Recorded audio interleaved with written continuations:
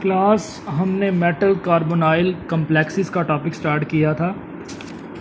Metal carbonyls में मैं आपके साथ डिस्कस कर रहा था कि उसमें जो मेन इंपॉर्टेंट चीज़ आपने याद रखनी है कि इसमें कार्बन मोनोऑक्साइड यूज़ होगा और ये बेसिकली इंपॉर्टेंट क्लास है ऑर्गेनो मेटेलिक कंपाउंड्स के।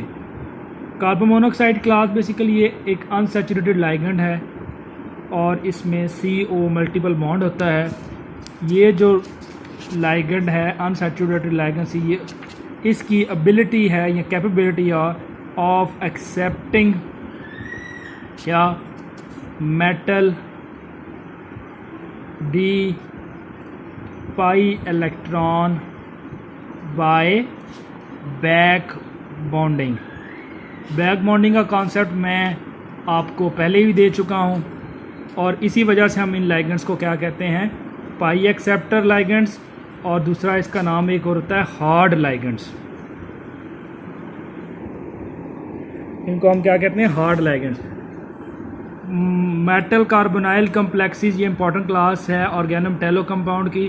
कार्बन मोनोऑक्साइड एक अनसैचुरेटेड लाइगेंड है, इसमें CO मल्टीपल बॉन्ड होता है।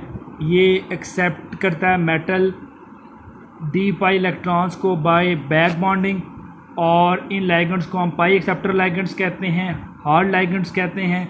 और एक और पॉइंट आपने याद रख लेना है, चूँकि ये एसिडिक की नेचर होते हैं। क्या कौन एसिडिक के नेचर होते हैं? Metal carbonyl complexes. इसी वजह से ये जो CO है, ये इसको हम दूसरा नाम एक हमने कहा ना, ये हार्ड लाइगेंड है, इसको हम स्ट्रॉन्ग फील्ड लाइगेंड भी कहते हैं। स्ट्रॉन्ग फील्ड लाइगेंड का मतलब ये है कि ये जो अपना d ऑर्बिटल की जो स्प्लिटिंग होती है, इसमें ग्रेटर d ऑर्बिटल स्प्लिटिंग होती है जिसकी थ्रू मेटल, और ये जो d ऑर्बिटल की स्प्लिटिंग होती है टू मेटल्स, ये जो d ऑर्बिटल स्प्लिट होके ये किधर जाता है, to ligand pi back donation, by pi back donation. मैंने आपको पिछले आपको एक्सप्लेन कर रहा था कि इसमें एबिलिटी है, कैपेबिलिटी है of accepting metal D pi electron buy back bonding. ये लाइगेंड्स पाई एक्सेप्टर्स हैं, इनको हम हार्ड लाइगेंड्स कहते हैं चूँकि ये पाई एसिडिक इन नेचर है।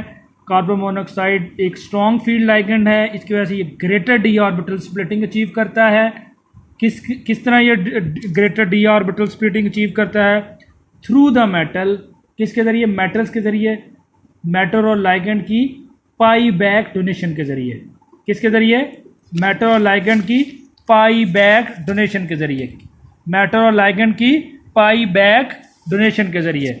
इसमें एक और क्लास आपने याद रख लेना है, ये जो मेटल और कार्बोनाइल बॉन्डिंग इंट्रैक्शन है, ये बेसिकली किस पे मुश्तमिल होती है? कार्बन मोनोऑक्साइड और मेटल के दरमियान सिग्मा डोनेशन, और मेटल और कार्बन मोनोऑक्साइड के दरमियान पाई बैक डोनेशन। इसकी मैं आपको अगर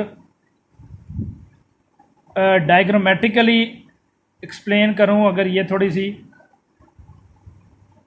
तो क्लास कुछ इस तरह की ये बॉन्डिंग होती है। ये इसमें दो तरह की बॉन्डिंग होती है, एक कार्बन मोनोऑक्साइड की मेटल्स के साथ सिग्मा डोनेशन, और एक ये बॉन्डिंग है मेटल की कार्बन मोनोऑक्साइड के साथ पाई डोनेशन। इसमें आपने एक बात याद रख लेनी है, ये जो मेटल कार्बोनाइल कम्प्लेक्सेस में ये जो डायरेक्ट बेरिंग है, ये जो पाई बैक डोनेशन है, इसको हम किस तरह ऑब्जर्व कर सकते हैं? मेटल और कार्बन के बॉन्ड के डिस्टेंस, जो कि जैसे जैसे जैसे जैसे जैसे जैसे शॉर्ट होता जाएगा एज़ कंपेयर टू मेटल। अगर नॉर्मल देखा जाए मेटल और कार्बन का कम्प्लेक्स, और इन कंपैरिजन अगर हम देखें, अगर मेटल और कार्बन में पाई बैक डोनेशन हुई है तो उस केस में ये जो बॉन्ड डिस्टेंस है ये शॉर्टर होता जाएगा एज़ कंपेयर टू नॉर्मल के केस में। इस पॉइंट को मैं दोबारा से एक्सप्लेन कर दूं कि कार्बन मोनोऑक्साइड और मेटल के दरमियान में सिग्मा डोनेशन भी होती है और पाई डोनेशन भी होती है, जिसको मैंने आपको डायग्रामेटिकली एक्सप्लेन कर दिया था।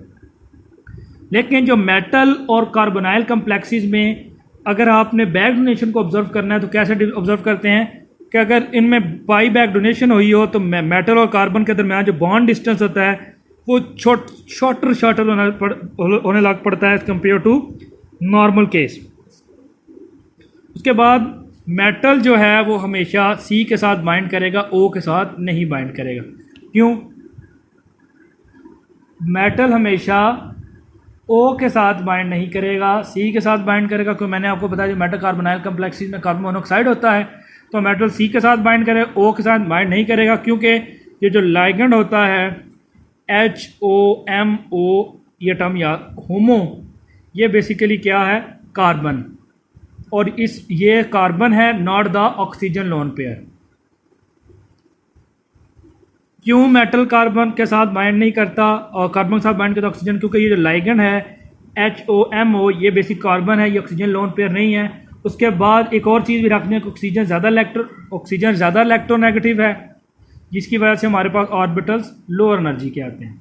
एक और भी याद रख लेना, ये मैंने आपको पहले बताया था, जो ज़्यादा इलेक्ट्रोनेगेटिविटी होगा उसकी एनर्जी भी कम होगी। उसके बाद जो डाइपोल मूवमेंट है फ्री जो कार्बन मोनोऑक्साइड मॉलिक्यूल की, वो भी ज़ीरो होती है। इसमें आपको मैंने बता दिया कि मेटल क्यों बाइंड करता है सी के साथ और क्यों नहीं बाइंड करता ओ के साथ। उसके बाद अगर हम इनका नॉमेनक्लेचर देख लें या इनको how can we name metal carbonyl complexes. Number 1 इसमें रूल जो है वो ये है कि जो कंपाउंड का नाम है वो आपने one word, name of the compound is written as one word, ठीक है। अगर वो आयोनिक फॉर्म में है तो जो लाइगेंड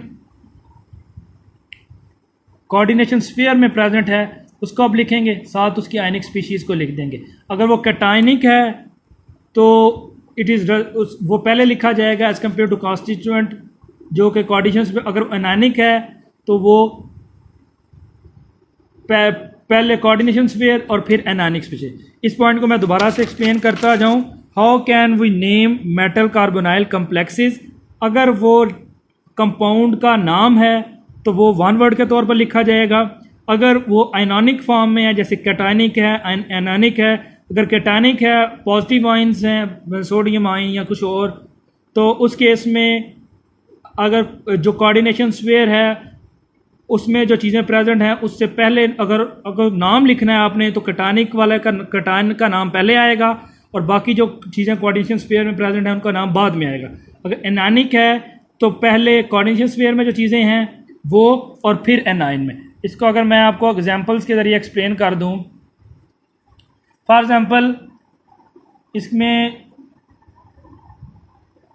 इन केस अगर हमारे पास दो चीज़ें हैं, एक हमारे पास मेटल, एक हमारे पास कैटाइन है और एक हमारे पास एनाइन है, तो इस केस में जो कैटाइन अटैच हुआ है, फॉर एग्जांपल ये हमारे पास एक कोऑर्डिनेशन स्फीयर है, कार्बन मोनोऑक्साइड है, इसके साथ मेटल, इसके साथ लाइगेंड लगे हुए हैं और इसमें एक कैटाइन भी लगा हुआ है, एनानिक फॉर्म है। तो जब भी नाम लिखेंगे मेटल है, सोडियम है, कैटाइन, सबसे पहले सोडियम, पेंटा, कार्बो, कोबाल्ट जो भी लिखना होगा इस तरह। अगर ये पॉजिटिव की बजाय नेगेटिव है, हाइड्राइड है, तो हम पहले पेंटा कोबाल्ट हाइड्राइड। तो यहाँ पे 2 पॉइंट रख लेने हैं। अगर name, if the name of compound then it is written as one word. If it is ionic form then the ligand present in coordination sphere is written along with type of species.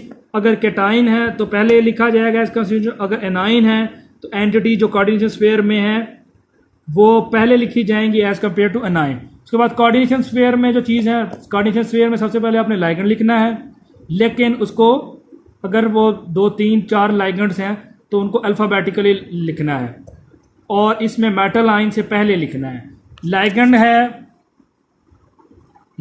है तो इस case में ligand पहले लिखेंगे metal ion से और उससे हम डाई, ट्राई, पेंटा जो भी आएगा उसके ज़रिए हम इंडिकेट करेंगे। उसके बाद जो ऑक्सीडेशन स्टेट है मेटल एटम की वो रोमन न्यूमरल्स में लिखेंगे, पैरेंथेसिस की फॉर्म में, और उनके दरमियान में स्पेस नहीं छोड़ेंगे।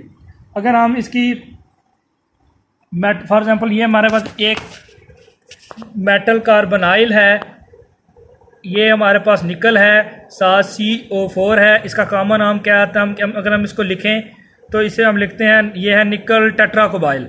लेकिन अगर हम इसको आईयूपैक नेम पे तौर पे लिखेंगे तो हम इसे लिखेंगे टेट्रा कार्बोनाइल निकल। टेट्रा 4 लाइगेंड क्या है क्लास में? CO लाइगेंड है ना क्लास। तो इसमें CO लाइगेंड पहले कितनी तादाद है? 4 टेट्रा कार्बोनाइल और एंड पे मेटल आयन आ गया निकल। इसी तरह अगर आयरन है, इसको हम वैसे आमतौर पर लिखें आयरन पेंटा कार्बोनाइल। लेकिन अगर हम इसको पेंटा आईयूपैक लिखें तो पेंटा कार्बोनाइल आयन। इसके बाद ऑक्सीडेशन स्टेट है इसकी वो -1 है, -1 या +1 नहीं है, 0 है, तो हम इसे पैरेंथेसिस में 0 लिखा हुआ है। उसके बाद मैग्नीज, कोबाल्ट और क्लोरीन है, इसका आईयूपैक नेम है hexa carbonyl manganese chloride. Chloride क्यों एंड पे आया हुआ है? क्योंकि क्लोराइड क्या है? एनाइन। अगर ये कैटाइन होता तो पहले आता।